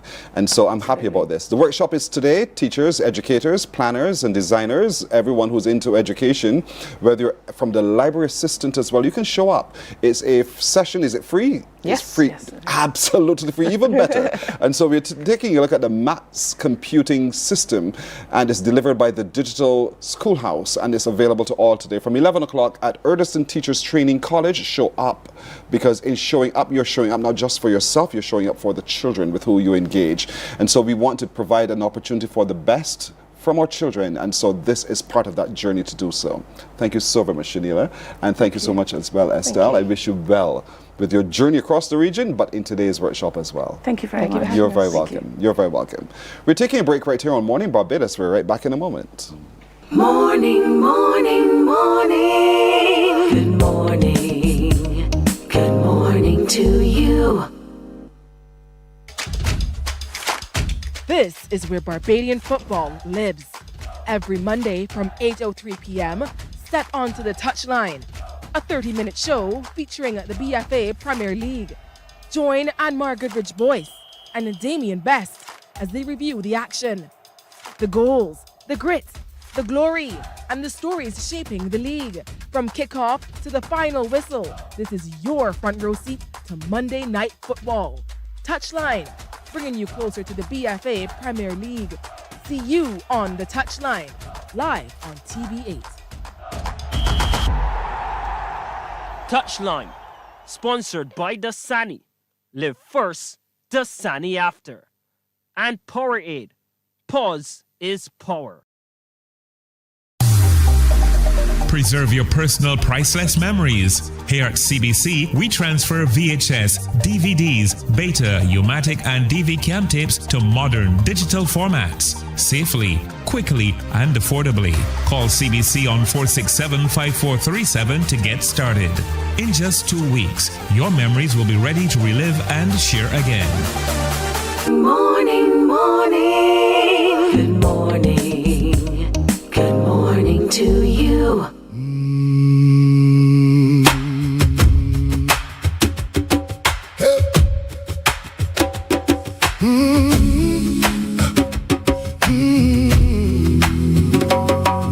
Smile. God loves you, child. Smile. He's thinking of you, so smile. God loves you, child. He's thinking of you. Did you hear that voice? Did you hear that tone? Did you hear all of that grit and real meaning? Who would have thought this little man sitting in front of me would sound like that? Alan, good morning to you. Alan Drayton is his name, singer-songwriter. Yes. That's powerful. Oh, yes. I began writing that song about 15 years ago. Mm-hmm. And when I saw on the news some people who have lost their homes to fire, and I said to myself, well, could these people smile again? Yes. You know, and then later on I met my wife, and she has a very beautiful smile, and she gave me some encouragement to write that song as well. Because God loves you. Yes. God loves you. That's your reminder to all who are going through challenges at any time. Yes. Smile. Yes. Because God loves you. Yes. And God's assurance is everlasting. He loves you. He doesn't leave you. Let's talk about your beginning though, because first of all, before I start at the beginning, how would you describe your voice, your tone? Well, my tone, that particular song there, I got someone else to sing that song. Okay. As a writer, I tend to look for the best voices. Right now, so you don't sing I can sing. I can sing. Okay. Yes, I sing. I went to Richard Stoke Teen Talent. Okay. One night I was invited, and they asked 5 people to come and sing at the end of the show, and I didn't want to go. My wife encouraged me to go. And they went up and I started to sing, man. The people, did. Oh my, it was amazing, And they said when they announced, Alan Drayton, the winner. Yes, yes. So when I went up, people said, oh man, he may not be, But when they heard me sing, people went like, wow. When they looked at the audience, and they said, wow, this boy can sing. You realize you stumbled upon something you can actually do here now, and really make a big meat out of it as well. Yes. But who sang Why Should I Worry? Is that you? No, that's another guy. That's another one. Yes. But I sang, I have a recording here a couple of years ago that I sent in. I sang. I did a recording of that as well. Right? But when I write, if I hear a voice that sounds like they can fit this song. Oh, that's how you do it? Yeah. Okay. I wrote a song, I Will Succeed, that I wanted to sing, right? And I tried Corinne Clark on that song. And when I heard her sing that song, I said, I would never sing that song again. You know what I mean? Say it again. But I went to a function at night time. Some Canadian guests were at a hotel. And I wrote a birthday song. And they were celebrating their birthday. And I just went over to them and I told them, I'm going to sing for your birthday today. And when I started to sing, they said, wow, you have a beautiful voice. So then you should do more of your songs. Yeah. With your beautiful voice. Yeah, I can plan to do that later on this year, maybe sometime this year later. Yeah. Lord, may it happen indeed. And so you started as the writer. Yeah. Before you became the singer as well.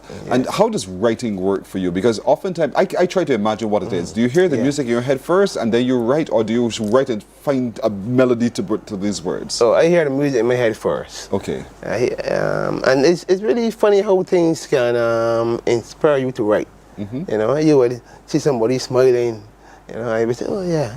You will see a tragedy happen, and you can say, well, yes, I can do that. I can write something for them. Every day you see things happening, and you say, well, yes, I can write something about that. And, it inspires you to write. Even, as I said, my wife, she has a very beautiful smile. Yes. Right? And when I was writing that song, I was thinking of her too as well. And then I was watching your show on Wednesday. There's a girl named Noi. Yeah, Noi is the name. The young right? girl, 17 years old, who Yeah, has acute leukemia. Yeah, and they said they want to dedicate this song to her, Smile. Because her dad had said that when he took her to school and he see her walking out, he would just smile. He would watch her walk away. Yeah, he watch her. And they said, you know, and when they listen to this song again, they said, well, this is everything about this young lady. You know, there's a part of it that says that sometimes you may want to cry when you're on your own. But smile, because smile, God loves you. Because God loves you, yes. Indeed. And so writing is your strong part. Yeah. Singing, you're trying to build and to bring along as well. Yeah. The concepts for the videos that we see of your work as well, is that all you two? Yeah, I try to put as much in it as I want to. There's a guy in the UK who gives me the ideas for it, and I would tell him what I want. Right? I just see me stomping my feet. As I stamp my feet, change is happening. In the video, there's a boy running across the road behind the ball, and I stamp my feet. But you will see the bus stop. Right? That's like I'm praying to God and I ask him to protect this little boy. Right? Who's gonna no doubt dash across the road. Yeah. Right? So I try to make as much as I put in as much as I can into the video, but I'm always open to ideas, you know, because as a writer as well, you may feel that no one can touch your song. No one can do that, but I feel that, you know, if you have a good idea, I'm willing to listen. You don't mind other views contending. Yeah. But a lot of your music is based on your faith. Yeah. Would I be reading this correctly? Yeah, yeah. Yeah, and so it's your relationship with the Master, your relationship with God that guides your writing. Yeah, yeah. Are you selective in the people for who you write or the kinds of things you write in terms, it has to have a message for God, or would you write secular songs as well? I would write what I would call inspirational, that can transcend into the both as well, right? You can cross over and still take the cross, right? Like the song I wrote for the Olympics. That's not I'm coming to that, don't worry. Don't jump ahead of me yet. So yes, you would write songs that some might consider is approachable, would be good for different kinds of radio stations. Yeah. But the message in itself is wholesome. Yeah, yeah, that's right. I wrote one for T-shirts as well. T-shirts Professional Month is coming up in this month, the 17th of May. And I wrote a beautiful song for T-shirts month. When I sent it to all the schools in Barbados, about 6 or 7 schools contacted me and told me this song was beautiful, we love it. You know, they're going to use it for their graduations and stuff. Nice. And so, as you said, the melody starts in your head and then you write the songs. The lyrics, yeah. Your music sounds like soft rock. Yeah, so, yeah. Would that be fair? Yeah, that'd be fair, yeah. And so, is that your preferred genre? I got some reggae that I did. Right? The soft rock now, I'm now getting into that, right? Because it has that nice feeling, you know. To it. Yeah, you wanna get up and dance, right? So I am looking at that right now. But you're open to different genres of music. Yeah, yeah. You've written a song for Mother's Day. Yeah. Which is this coming Sunday. Yes. What's that song called? Right. That is I Honor You. I honor you. Right. And that is to honor all mothers. Because mother is a very difficult job, I know. Right? That's also my birthday coming up as well. Congratulations ahead of time. Thank you. My mom was born on Mother's Day. Me and my twin brother was born on Mother's Day. You have a twin? Yeah. So on a Mother's Day, not necessarily May the 10th? May the 10th. Yeah, May the 10th. We were both, my You mom, and your twin on the 10th of May. Yeah. Your mother also on the 10th of May? The 10th of May as well. The 10th of May as well? I know that I have a situation like that. My 2 godsons were born on the same day as their mother's birthday as well. So all 3 celebrate a birthday together. Yeah, that's right. And so, and they're also twins. Yes, as it happens. But this is February. So here it is. You've written this very special song for mothers, honoring mothers. Is it a ballad this time around, or is it soft rock? It's a ballad this time. So who did you give that song to sing?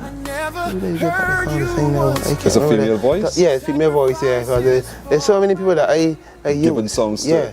There's a girl named Caribbean Proverbs I give her as well. I have to look back at that because when I write a song, I tend to put it more aside. Because I've written about 200 songs, right? And I don't want them to sound the same. So I try to put it out of my head and start with something new again. I can't remember who he gave that song to, because that was a while ago. But it challenges you though to stay fresh. Yeah. And so putting it out of your head is one way of staying fresh. Staying fresh, But then yeah. you got to find fresh beats. Yeah, Every time you yeah. got to find something, a different Yeah, approach, yeah. so it doesn't sound samey. Yeah, as we that's say. right. That's right. So it's a bit difficult sometimes. You know, sometimes when I read a song and they say, man, this song just like that one, I said, no. Put that one aside. Is your music played on radio? See, only one song, I Will Succeed, that was by Corinne Clark. She did that for me. The first time you heard your song on radio, your song played on radio, what was that reaction like? I jumped and hit the ceiling. We have a very low ceiling there, just kidding. Yeah, I had a jump and touch the ceiling, man. It was lovely to hear something that you actually wrote. You sat down and see it come from a verse, a chorus, and that was your baby. You know, and your baby's a big child. Yeah, they're doing its own thing. Yeah, you know, so it's wonderful to hear it. You know. Yeah. I sang probably about 8 songs to CBC, and hopefully they will play them as time goes by. But yeah, it's lovely to hear. Perhaps we've already started. You just didn't know. Okay. But perhaps, I don't know. But you know, here it is. You've found yourself writing words of inspiration based upon reality. And based upon what you know God has led you to tell someone. Whether it's smile because God loves you. Why should I worry? Asking the question of self sometimes, because we get so consumed by the trials of life. And we begin to worry. And you're asking, but why should I worry? Have faith in the Father. The Father who will see you through. If He provides for the sparrow, why wouldn't He provide for you? Right. And all of those kinds of things. And so these are words that make a difference to people's lives. And it moves you. The Olympics, however, the 2020 at LA Games. You've written some songs for that as well. Yeah, I wrote 2 for that. Right. I have Corinne Clark on one. That's the ballad. Then I have Karen Parvers and Kevin Carver on whatever. It's a rap fusion ballad as well. The girl, she sounds just like Rihanna singing. Some people think it's Rihanna singing. You know, it's a nice hip hop kind of rap song. I did about 2 raps already. I'm not really a rapper, but I can write that as well. So I got a guy who can really do rap to sing that song. Right? So it's a really good song to motivate you to do your best. And you've written those songs for who you are you releasing them to the organizers of the games, or is it just for us to play along and enjoy as we go? And encouragement to the teams? I really would like to see it be the official song. The anthem? Yeah. You know. So what are you going to do to make that happen? I made some contact with Erskine Simmons from the Barbados Olympic Association. So I am going to be talking with him about getting it to the Olympics. I made some contacts in New York as well, in LA as well.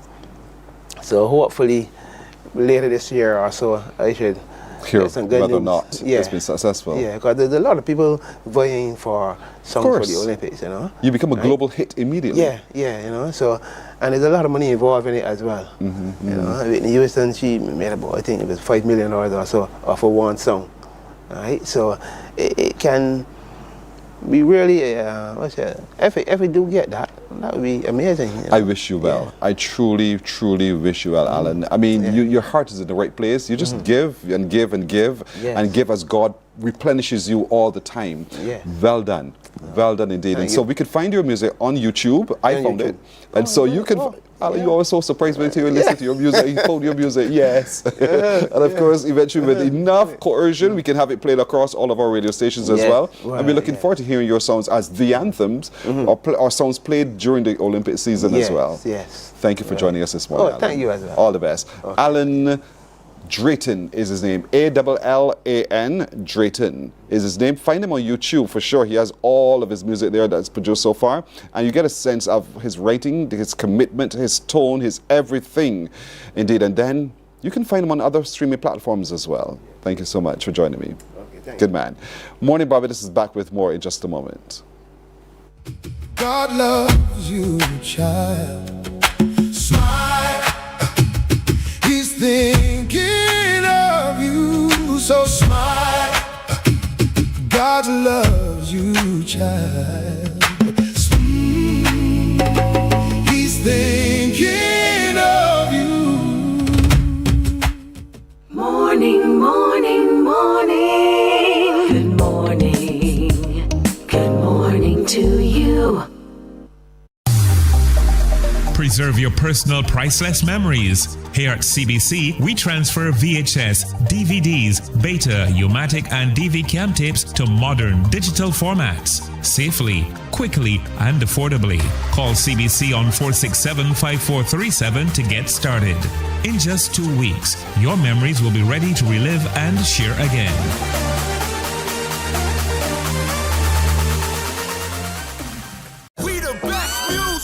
Are you ready to turn it all the way up? We make you feel good, your #1 party station. Non-stop hits and the latest trends in music, fashion, and everything lit. Hit us up on socials at 981 Barbados on IG and 98.1 The One on Facebook. This is your world, your playlist, your station. 98.1 The One.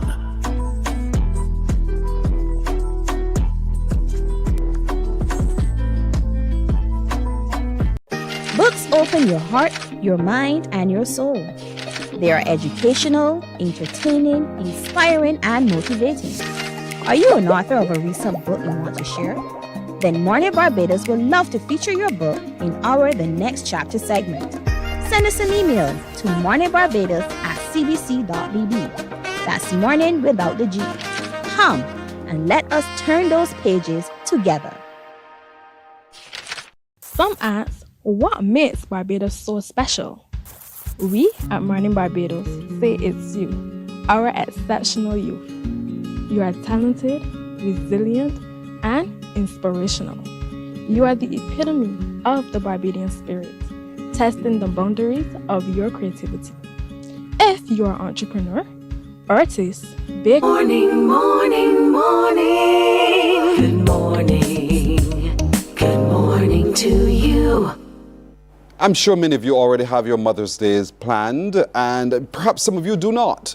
But you're looking for something to just cap it off? Well, we're going to the Cove nightclub. They have a very special activity just for you on Mother's Day. Joining me to tell me a whole lot more about what to expect is my good friend Da Vinci. How you doing? Hi, good man. How Good you doing? morning. Morning to you as well. And you brought along with you Farai X. Yes. Who's an artist you're also performing on that day. She is on her regional tour, and she's stopped by in Barbados to bring her talent indeed. Da Vinci, I'll start with you. Talk to me, what's happening on Mother's Day? Mother's Day night. Mother's Day night, we basically have an event in the Cove nightclub catering to all the mothers. The first 25 mothers are free. We're giving a roast to every mother that comes through the door. We got some sparkling wine for all the mothers as well, and daughters. Yes. I encourage everybody to come out. But the Cove nightclub, I want people to know, is the largest club in Barbados. Some people think it's the largest club in St. Lawrence Gap or just on the South Coast, but it's actually the largest club in Barbados. Correct, is right. And then we're open 7 days a week, every day of the week. We close fairly early in the morning, so you could come, party your hearts out, drink as much as you want, responsibly, of course. Of course. And enjoy the music. It's a vibe. The Cove nightclub is a staple in the entertainment industry in Barbados, and has been existing for a while, formerly the Reggae Lounge. So we're excited to cater to the mothers.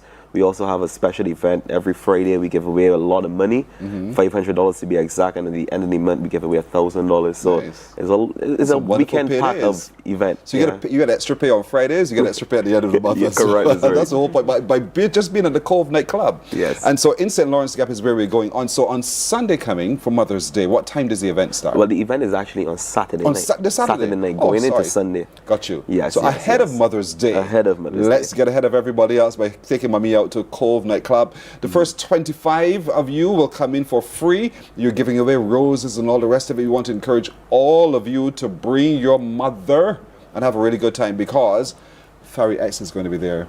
Talk to me a little bit about what you do.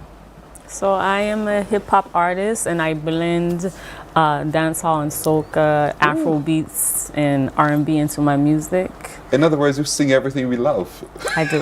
You can do everything we love. I Is there anything special that you're going to be doing on Saturday at the Cove nightclub that we can all say, yeah, we got to be there for? Yes, so I just recently got on the WYFL rhythm.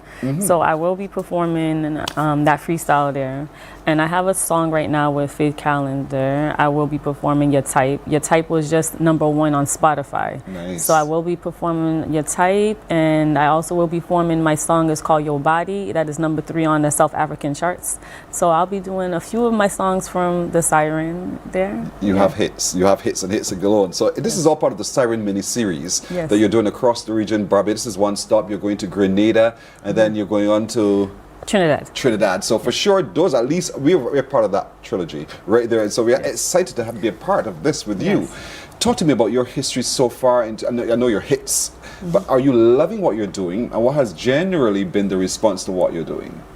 Yes, I love it. I do. I love it. Honestly, I wasn't expecting this. You know, it was just something.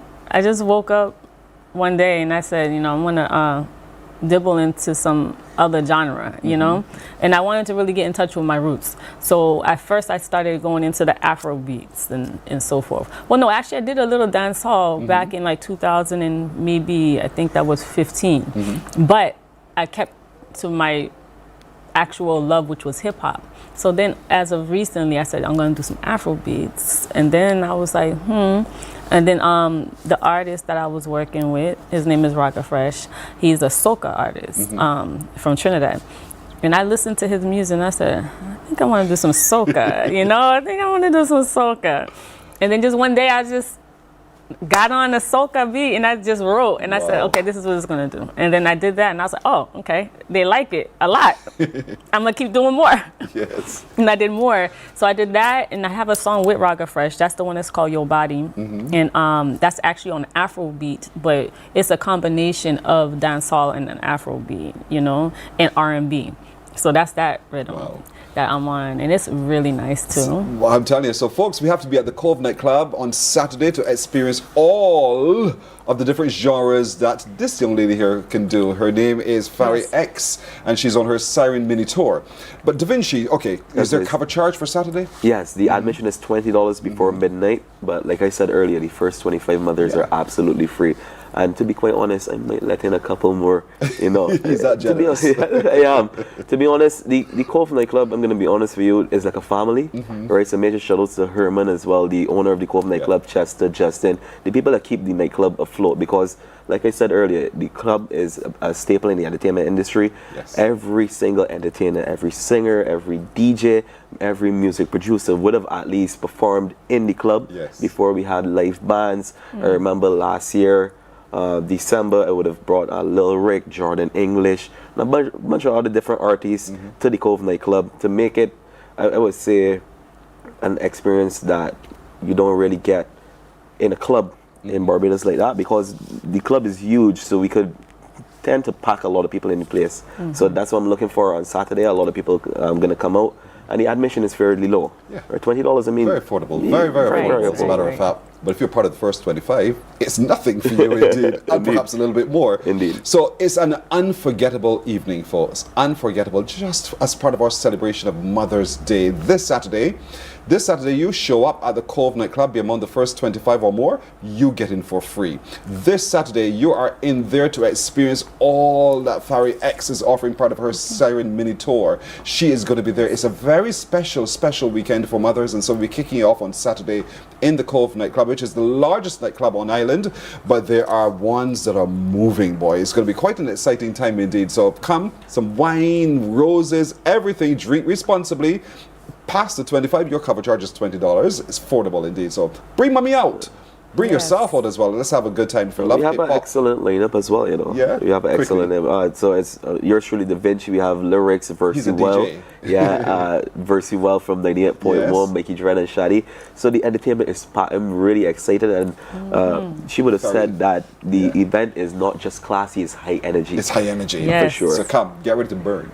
Thank you so much. No problem. Good to see you again, buddy. Likewise. Very welcome to Barbados. Good luck with all the rest of your tour as well. Thank you. As we all I'm get coming turned back. on to I'm your coming back again in August. That's a promise. I hold people to July, promises. actually. For July? Yes. For crop over? She's on the road. She's going to be on the road. All right, we have a plan. We have a plan. Thanks a lot indeed. All the best. All right? And happy Mother's Day to everybody indeed. It's Happy Friday. Mother's Would you Day. believe it? Would you believe it's Friday already? My little crew joins me saying to all of you ahead of Mother's Day, Happy Mother's Day. We look forward, if it be with the will of the Lord, to see you on Monday, post Mother's Day. So do join us at 6 o'clock then. Everybody take care. Bye-bye. Wake up, wake up, wake up, wake up. Barbados. Barbados, get up. Good morning. Good morning, Barbados.